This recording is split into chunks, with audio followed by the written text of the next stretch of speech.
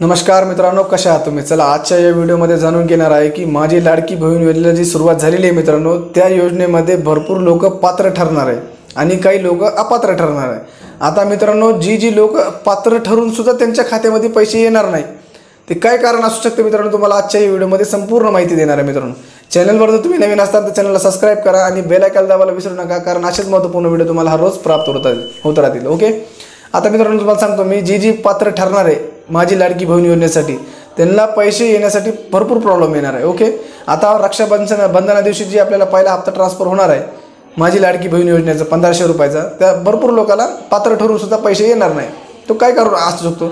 आता मित्रांनो, शासनाचे जेवढे सुद्धा स्कीम आहे, ओके, आपल्या खात्यामध्ये मित्रांनो डीबीटी मार्फत फंड ट्रान्सफर करण्यात यायला सुरुवात झालेली आहे. ओके, आता आपल्या खात्यामध्ये जेवढे आपल्यापाशी समजा 4 पासबुक असले, 2 असले, 3 असले, तर तुमच्या आधारमध्ये कोणतं तरी एकच पासबुक लिंक असणार आहे, त्याच तुमच्या खात्यामध्ये पैसे ट्रान्सफर करण्यात येणार आहे.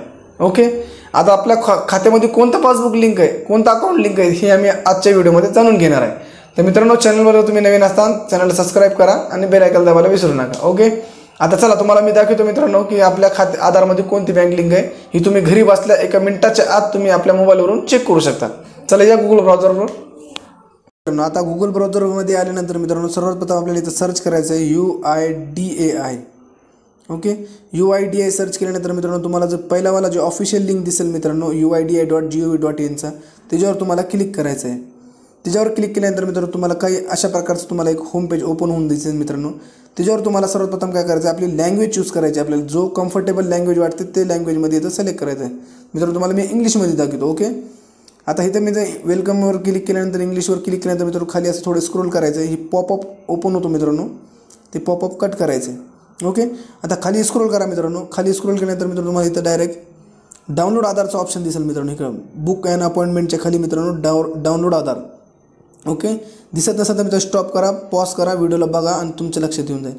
ओके, डाउनलोड आधारवर क्लिक केल्यानंतर मित्रांनो असं काही तुम्हाला एक डाउनलोडचं अजून एक पेज ओपन होऊन जाईल मित्रांनो. ते ओपन झाल्यानंतर मित्रांनो कधी मित्रांनो दिवसाचा साईटचा प्रॉब्लेम असतो, तर त्याच्या एखाद्या वेळेस रिफ्रेश पेज करून किंवा हिस्ट्री क्लिअर करून तुम्ही चेक करू शकता. ओके, आता तुम्हाला काय अशा प्रकारचं ओपन होऊन जाईल. ओके, तुम्हाला काय करायचं, तर डॅशबोर्ड जी दिसतो मित्रांनो, डॅशबोर्ड, ही डॅशबोर्डवर तुम्हाला क्लिक करायचं. ओके, इकडे बघा, ही डॅशबोर्ड, ही दिसतो डॅशबोर्ड, ती डॅशबोर्डवर तुम्हाला क्लिक करायचं आहे. ओके, डॅशबोर्डवर जर आपण जसं क्लिक केलं मित्रांनो की आपल्याला इथं वेलकम टू माय आधार असं पेज ओपन होऊन जाते. तिथे मित्रांनो तुम्हाला लॉग इन बटनावर क्लिक करायचं आहे. राईट साईडला लॉग इन दिसतो, तिथे लॉग इन बटनावर क्लिक करायचं आहे. ओके, लॉग इन बटनावर क्लिक केल्यानंतर मित्रांनो तुम्हाला इथं एंटर आधार नंबर, इथे आधार नंबर टाकायचा आहे आणि खाली कॅप्चर कोड टाकून तुम्हाला लॉग इन विथ OTP. आता तुम्हाला अजून एक महत्त्वाचा मुद्दा सांगतो मित्रांनो, जर तुमच्या आधारमध्ये मोबाईल नंबर लिंक असेलच तर तुम्हाला चेक करता येतो, नाही अन्यथा चेक करता येत नाही.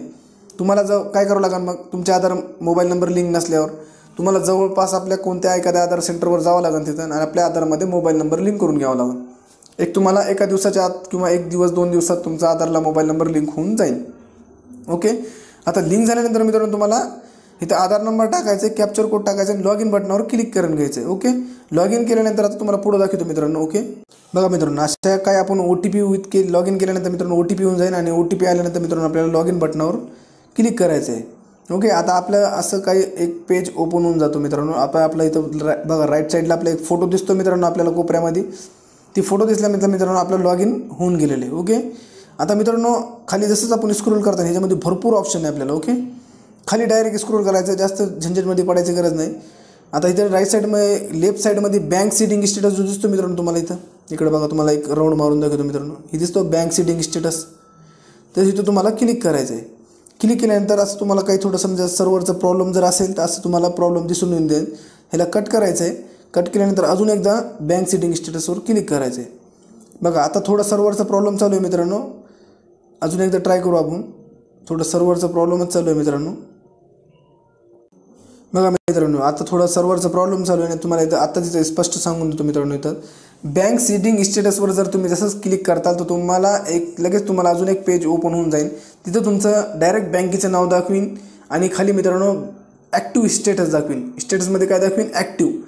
म्हणजे तुम्हाला कळून जायचं आहे की आपल्या आधारमध्ये बँक कोणती लिंक आहे. तुम्हाला बँकेचं नाव दिसेल आणि आपली इनॲक्टिव्ह आहे, ॲक्टिव्ह आहे का डिॲक्टिव्ह आहे हे सुद्धा तुम्हाला दिसून जाईल.